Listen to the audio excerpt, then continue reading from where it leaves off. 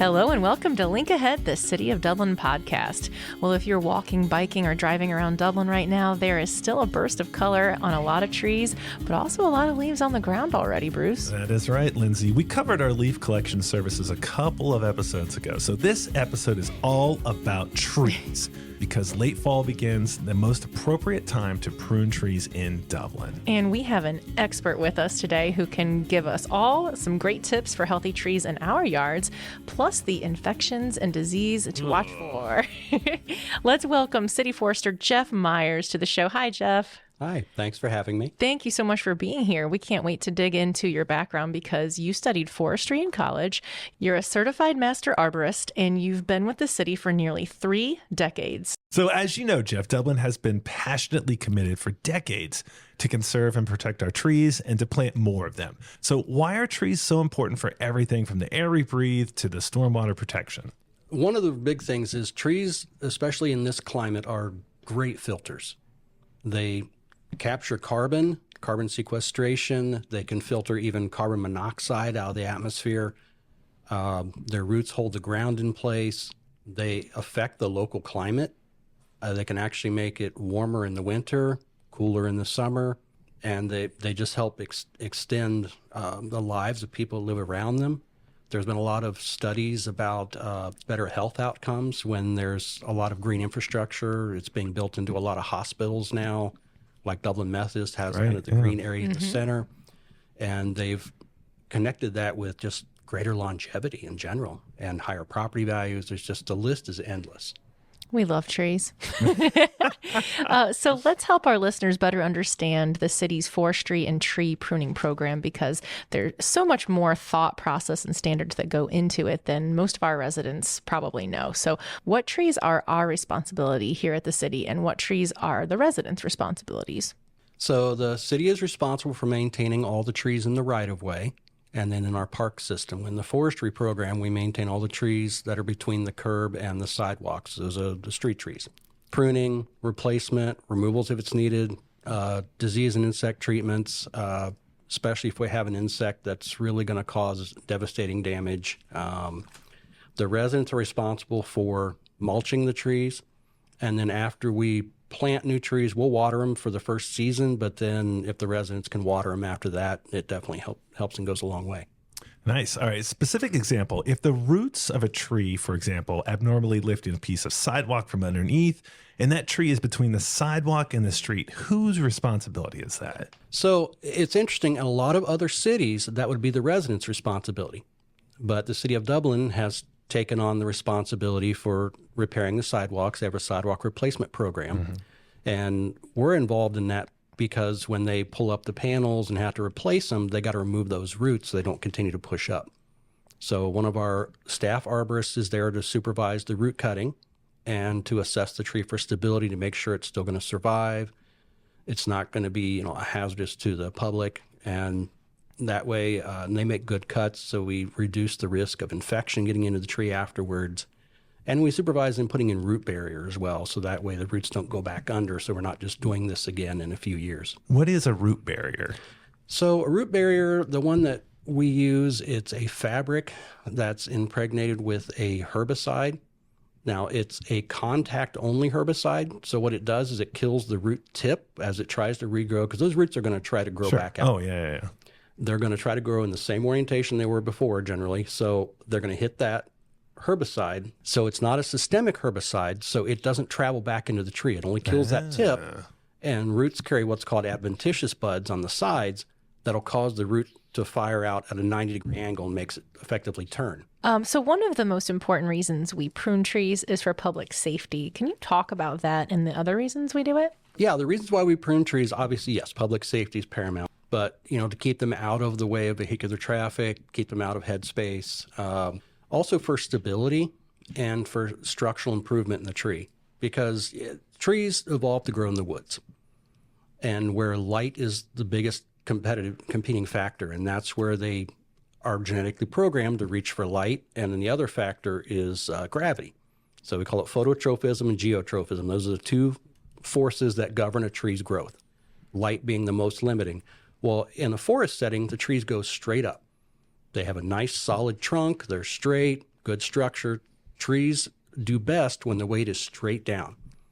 They hold well against gravity. They don't hold well against being twisted or if they're off center. So now we've taken this tree out of the woods, removed the light competition. Now the branches can just go in any direction. Sure.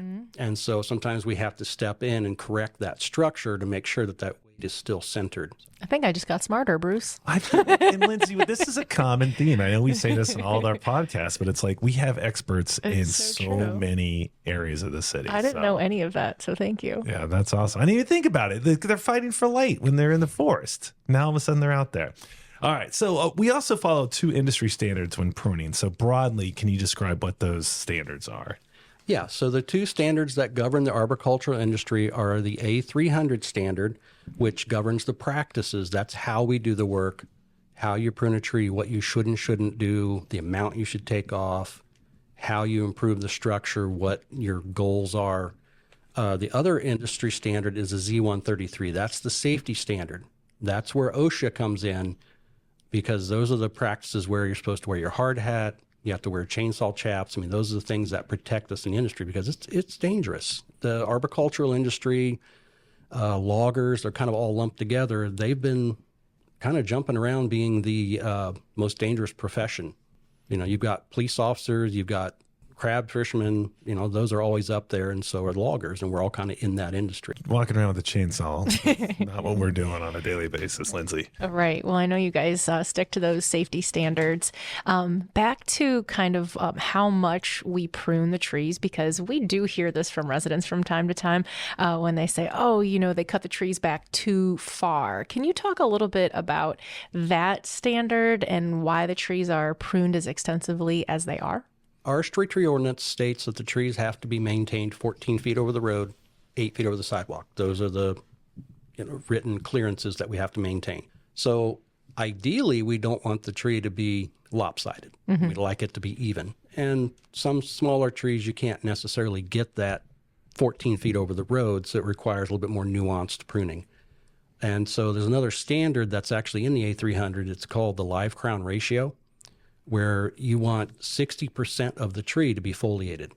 And so I write that into the contracts to try to make sure that they maintain that, and that's your limit. If the tree's too small to get 14 feet, then there's other things you have to do, but we still want that tree to be stable, don't want it to be too top-heavy, because then you run into stability issues.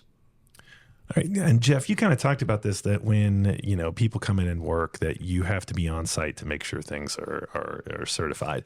So when we hire contractors, you know, what is that process like? How do you say, okay, you're allowed to touch this tree or you're not allowed to touch this tree? So we put out a pruning contract every year.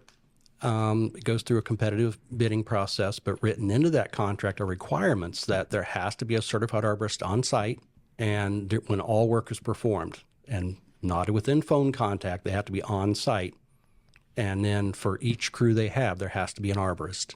And then I will go out and meet with the arborists individually, and I try to communicate to them, because how other municipalities prune trees is not how Dublin does it. We have a much higher standard, and we've been told that before. Sure you have. I've actually had some complaints about that. You're too strict. Yeah. But yeah, and I explained to them, you know, this is what it means to prune a tree in Dublin. Wow. So some trees are on a 1 to 2 year pruning cycle, while others are on a 3 to 5 year cycle. Give us some examples of each. Yeah, so the trees that are going to be on a more frequent cycle are going to be younger trees. Like linden trees are legendary for their growth rate. They can get really hairy very quickly, especially if we have a nice, cool, wet spring. We had one this year. The lindens just went crazy. Then later on, as the trees get older, we can spread that cycle out more. So yeah, we look at every tree in the city every 3 years. If it needs it, we'll do them every 3. There are some trees like ginkgos that don't need to be pruned, but once every 5 years or so. Well, thank you for bringing up the linden tree. The name Lindsay is from the Linden Tree Island, is what the name Lindsay means. I learned that in the 4th grade. So. Wow, that is little trivia impressive. for you. That is impressive. All right. Speaking of trees, though, is there? I mean, you've been here 30 years. So has there? How has it ebb and flowed? Like, was there? Hey, everybody, let's do this kind of tree, and then all of a sudden, that changes? Like, what is a tree that we don't plant anymore in the city? Oh boy, it's a good thing you said that. So that happens in my experience, about every 10 to 15 years, there's the new greatest thing. Sure. Yeah. That's the way it is in communications too. Yep. It was the silver maple in the 50s, and then the Bradford pear, 60s, 70s. And then it was the Freeman maple. And then the Canada red cherries came out a few years ago, which then were great until they all got black knot and started fading out. They were resistant to begin with, but then, the disease did what diseases do, and they mutate to follow their host. So they all got it. And so I'm waiting for the next big thing to come around. I haven't heard of one yet. I mean, there's a lot of cultivars floating around. The big thing now is nativars that they're talking about. Oh, okay. I have one of those trees with the black knot at my house. Can it be treated, or do I just need to cut it down? Honestly, if you call a tree company, they're going to say, yeah, we can treat it. And we can... It'll never be the same. The short answer is no. You can prolong its life by pruning it and try to get ahead of it. But we've tried that, and in our experience, it's just so hard to get all of it out. And then you've got so many around it that'll just reinfect it. All right, so not so morbid topic. We have 33,000 street trees in the city of Dublin, and we used to keep all that stuff in an Excel spreadsheet. We have all the GIS data now for all that stuff. So what is it like tracking the cycles of all of those trees? Well, it's actually not that bad. So I still maintain the Excel spreadsheet. There is still a root Excel. It's still there. All right. Paula Trope, the first city forester, set that up back in the 80s, and I still use it. Okay. I still maintain it. There's just some reporting features that it has that I just really like, and I'm old school, and I still use it. But we also use the GIS database, and we can track, when trees are done based on the work order times and all that. So we have both. Yeah. Do you know if that GIS data is available to residents to track and see where the pruning is happening? So yes, we have on our forestry page on the website, there's a map, and it shows all the trees lit up that are in the current contract. Nice. And we actually have 3 contractors working in the city right now, and that's why there's 3 colors. And so as those trees are completed, I'll close the work orders, and those spots will go away. Awesome. Well, we said at the top of the show, late fall is the time we start to dig into the pruning effort. Are trees now in their dormant season? They're getting there. They're not completely dormant, but now is not a bad time. The real things we're worrying about are, in this area, oak wilt. It's been discovered around us, so we have to avoid pruning oaks when the beetles that vector that disease are active. So U.S. Forest Service, I think, is saying right now, it was October 1st. I think they've started to push that back towards November. But right now is a good time. If you want to prune the oak trees, you're fine. I mean, dormant season, yes, yeah, you're absolutely right. That's the best time. That's when the least diseases are there. It's when the trees are not actively growing. They can compartmentalize those wounds well in the spring. In doing our research for the episode, we know that infections and diseases like root rot and twig blight, just to name a few, can affect our trees. So what is going on out there now? I know that we have all this stuff going on. What's the one thing that's out there affecting our trees right now? There's actually several. We did have a pretty bad year for anthracnose this year. We saw it a lot on maples and oaks. It's kind of a catch-all kind of a name for a group of fungi. We saw a lot of it in the spring. Those wet, cool springs are what favor its development. It overwinters in the leaves from the previous season, and it releases the spores in the spring, reinfects the new young leaves. The younger leaves don't have that thick cuticle on them yet, so they're not as resistant to those fungal hyphae, the little hairs on the fungus actually penetrating the leaf. They're not as resistant to that. It settles in the spring, and then you see it in the summer is when it really starts to take off. And so that's when we get the calls in the summer, but the infection actually happened in the spring. Gotcha. Now, have we beaten ash borer? Like, is that still an issue? So the borer's still here. The populations are very low. We put out traps every 3 to 5 years. We put out traps last year. U.S. Forest Service said that 50 individuals on one trap is considered low. We had 10 individuals across 10 traps. So it's very low, but it's still here. So we can't necessarily quit treating because we don't want it to refire up. Yeah. Let's talk a little bit about your team. So you're the city forester. How many arborists do we have on staff? There's myself. There's 4 assistant foresters, Steve Spillers, Jocelyn Nur, Mike Sturtz, and Matt Swanson. And then we just created a new position was just created, a forestry worker, and that's Alex Fotis. He's our first worker. Mm-hmm. And we all have, all of my assistant foresters are all certified arborists. Alex is actually working towards his right now. Steve, Jocelyn, Mike, and I have all worked together more than 20 years. Matt was actually a seasonal of ours. He went to Columbus and then came back a few years back. So, yeah, we have a very tenured team, and we take a lot of ownership. We've planted a lot of these trees, so we kind of see them as ours. What is that like when you're walking somewhere? You obviously have planted a tree that's over 75, 100 feet tall. I mean, when you walk through the city, are there trees that you just point out and are like, that's one of ours? That's one of ours? Yeah. There are a lot of trees that I can point to and say, oh, I remember when I planted that one. Or, it's not like every single one because it's 28 years, it's been thousands. But there are certain individuals where something happened that day, that you just remember, like kind of a sad thing. But I remember when 9/11 happened. And I remember exactly what tree I was pruning and what street I was on when I heard it on the radio. Wow. It's incredible. You guys are so proud of the work that you do, and you should be. We've been a Tree City USA as a city for nearly 4 decades. So you've been integral in helping us maintain that rock star status. What does this designation mean to you? Tree City USA is a recognition program. It recognizes communities that put a high importance on trees and how they help their communities and with their quality of life. So the Tree City USA program has 4 requirements.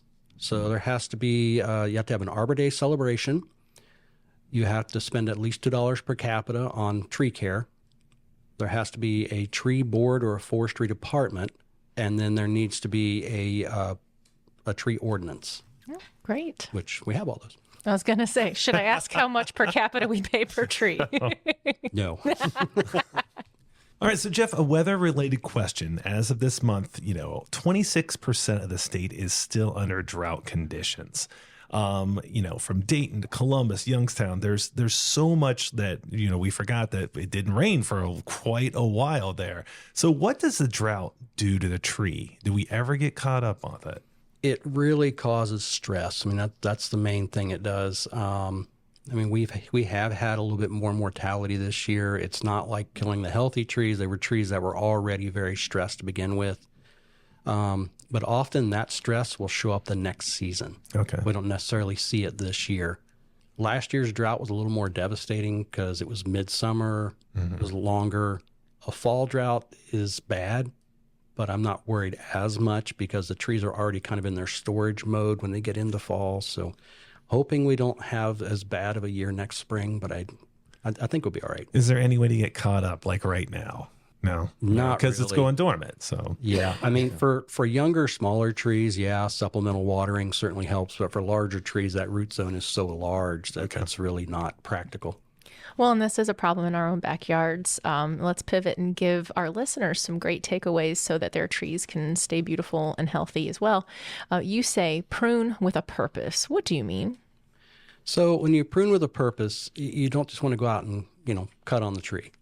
You need to have a purpose in mind. For most people, it's clearance. Okay. It's getting it out of headspace. And other times people see a tree and they're afraid of how big it is. It's going to fall on my house. And so, that leads to some practices like topping, things like that, which obviously we don't want to do because in the long run, that actually leads to worse stability. The trees actually become more hazardous if they've been topped because the new sprouts are weakly attached. That's why you always want to make sure you hire a good arborist, somebody who's certified. And then a little side note too, if you're going to hire an arborist for your own homework, make sure that they are bonded and insured. Because if somebody you hire drops a branch on your house, your homeowner's insurance will not cover you in Ohio. Oh, good tip. Good to know on that one. All right, so how much should residents know about the tree species before they start pruning?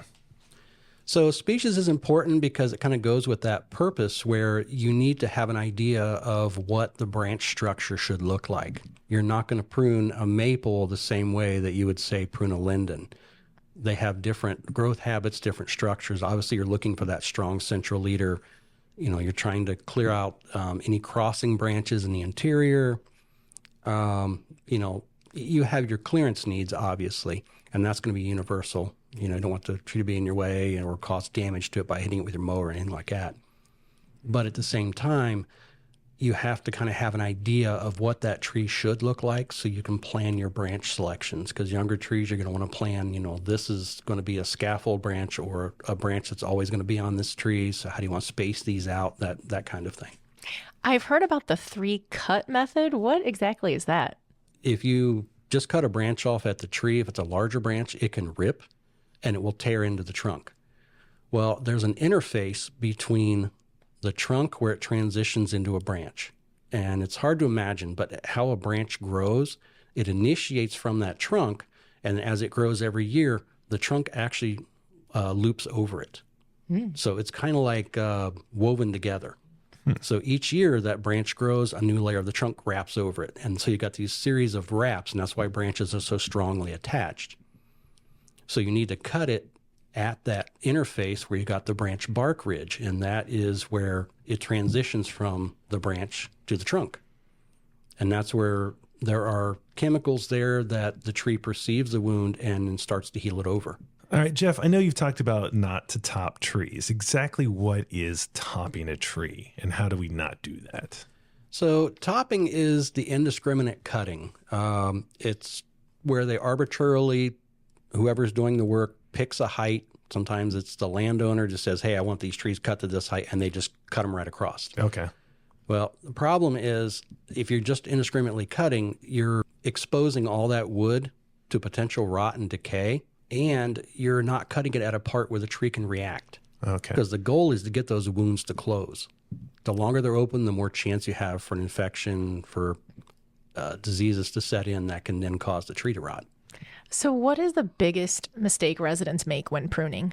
What I see a lot on resident prune trees is stubs. Oh, okay. Where the branches aren't cut back to the collar. And I can understand that too, because they're afraid of cutting too much off. They don't want to damage the tree. But then if you leave a stub, that dies because there's no photosynthetic material there to keep that branch alive. There has to be leaves on the end, because the water is drawn through the tree by the leaves. It's not necessarily pushed up except in the spring when they're just leafing out. All right, Jeff. Well, I hope you've listened to Link Ahead before, and you know that we end every episode with rapid fire questions, and we are going to keep with the tree theme. And I'm going to ask you, what is your favorite tree and why? My favorite tree is the bur oak. Oh, bur oak. There's a very large one on the OSU campus where I got my degree from. Nice. A little shout out to the Ohio State University. There's a very large bur oak that I was just so impressed with. Some of the branches were over 40 feet long. This tree was huge. Wow. And I'm hoping it's still there. I haven't been there in a while, but that really just kind of cemented, okay, that's my favorite tree. All right, so insider scoop now. This is for listeners only. When the leaves are changing color, where is the best place to look for fall foliage in Dublin? In Dublin, I do like the trees along Riverside, especially the transition zones right there. There's a lot of those riparian trees like your sycamores, things like that, that they have a nice transition color with the backdrop of the river. Is really cool. Awesome. All right, if you put a hammock under one tree to get maximum shade and have something interesting to look up to, what tree would it be? It's kind of a loaded question. So I'd have to answer that by saying it's part of Indian Run Meadows Park. There's South Fork Indian Run. It was the old Halloran property, and the gentleman there planted a whole bunch of bald cypress along the creek back in the 60s, and now they're really huge. That would just be so awesome to look up all that, because once you get under the shade of those trees along that creek, it's a whole other world with the knees coming up out of the water and everything. It's cool. Wow. Awesome. That is cool. All right. Easiest tree to grow in Ohio. The easiest tree to grow in Ohio. Well, it's probably the one you don't want. Pear trees grow very well here. Pear trees. But Freeman maples do really well. Tulip poplar and linden are really fast growers. They tend to adapt really well here. It's my tree. What trees have a tougher time growing here? It really depends on how wet the soil is. Now, red oaks grow well here, but if it's really wet, they tend to struggle. Have a tough time with alders. We've tried those before, but they just don't seem to want to take very well. All right. We mentioned you studied forestry at the Ohio State University. You're a certified master arborist. What age did you know you wanted to make a career out of this? I was in high school. In my freshman year in high school, I took a natural resources class, and they did a whole tree ID thing, and I just really loved it. They called me the teacher's pet, but I really enjoyed it. I love the class. The teacher offered a bunch of overtime, a bunch of extra credit for everybody, and because everybody else was struggling. And I think I wound up getting out of that class with like 131%. Oh, wow. Well, I would love to be a certified master anything, but how does one become a certified arborist? What kind of training is involved? So to become a certified arborist, you need to have at least 3 years of experience in the field. There's actually a form where you have that experience verified, or a combination of experience and education. So you could have an associate's degree in 2 years or like a bachelor's in 1 year. And the exam is a 200-question multiple choice exam. Yikes. And it's across 10 domains. I just started sweating. Sorry. Are you a dendrologist too? If not, explain the difference between a dendrologist and an arborist. So, yes, and no. So, urban forestry does involve dendrology. Okay. So, dendrology is really the study of trees and the interactions with the environment, which urban forestry plays a part of that. And urban forestry is really a jack of all trades forestry, because you have to be a dendrologist, you've got to be an entomologist. You've got to know, you got to be a pathologist, you got to know some of the diseases, how they interact in the tree, what they look like. So it's kind of a broad spectrum. When people find out what you do, what type of advice do they start asking? I'm thinking about a doctor, and people, are asking about different ailments. Like, what do people ask you about? So it's funny, my wife was looking over my shoulder last night when I was going over the question just sent me. And she said, "No, they don't ask you. They ask me for you." They have me send you pictures. We were going to we were switching our primary care physician, so I went with her to the appointment. And so he's talking to her, and everything was her appointment, and I was there. Yeah. And talking to her, and he turned to me and said, "So what do you do for a living?" I said, "Oh, I'm the city forester for Dublin." Totally ignored her after that point. He was just like, "Oh, I have this tree in my front yard." But people always ask, "Well, my tree's got these weird looking leaves, and can I send you pictures?" And then you have to tell them there's no hope. Nice. All right. Lastly, give us your top 3 parks in Dublin with the best trees. Well, I mentioned it, the Indian Run Meadows Park, because of those bald cypress. I love them. I'm more of a tree nerd, so I kind of follow the trees versus just the parks. I like I said, I like that Riverside corridor. I love the look of those sycamores, particularly in the winter. They really stand out with that white bark. And then Scioto Park again. All right, bonus question. Live Christmas tree, fake Christmas tree. Oh, boy. Okay, that's a hard one, because I love the smell of live Christmas trees. I've never had one. For myself, growing trees and loving them. Sure. It would bother me to cut one down for that purpose. Not that it's necessarily bad. There's a great industry in it. People make a living at it. They have a wonderful smell. If I were going to get one, it would have to be a Douglas fir, because they have the best smell. All right, Jeff, thank you for that curveball question. And honestly, thanks for coming on today. And we are definitely smarter after this episode. Well, thank you for having me. And to our listeners, thank you as well for taking the time to connect with your city. Tune in next time as we continue to explore the many personalities and experiences that make Dublin a thriving place to live, work, and grow.